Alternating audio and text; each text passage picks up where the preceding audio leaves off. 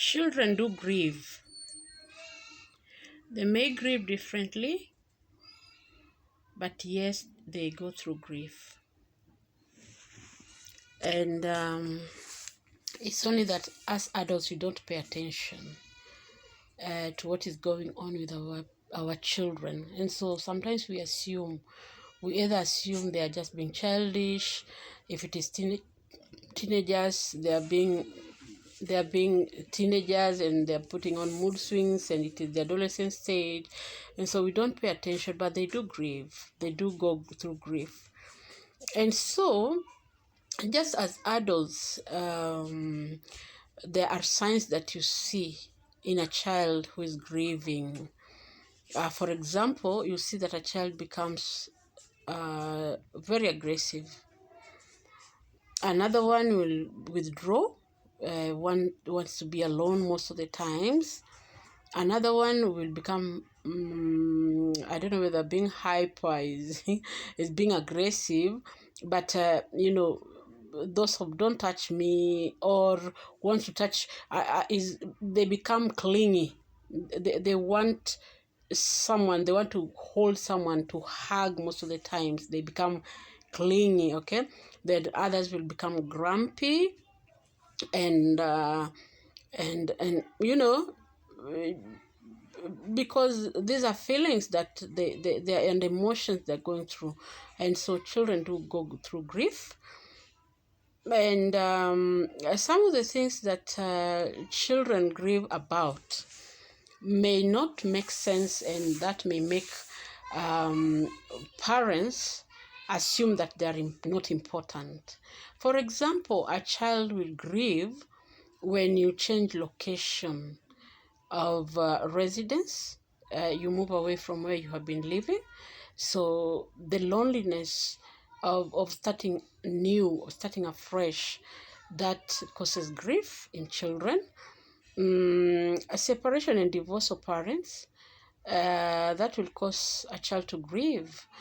When they lose a toy or their pet dies, they will grieve. Okay? Yeah, because they become attached to these things. A loss of a loved one, a family, and a family, a friend, a neighbor. You may not understand why that should affect your child, but yes, it does. All right. And so just like adults during grieving period, I didn't say something else that children grieve about, that is very important. They become attached to teachers during transition. When a semester changes, then the ones that are always having a consistent teacher, then a period, a semester, a term changes, and now they have to go to the next class, which and now that means that a different teacher will be being with them, the younger ones. They grieve, they go through something, and so that we shouldn't take it lightly. As a parent, you're the nearest comfort that they have near them. So you should pay attention to those signs that I named before.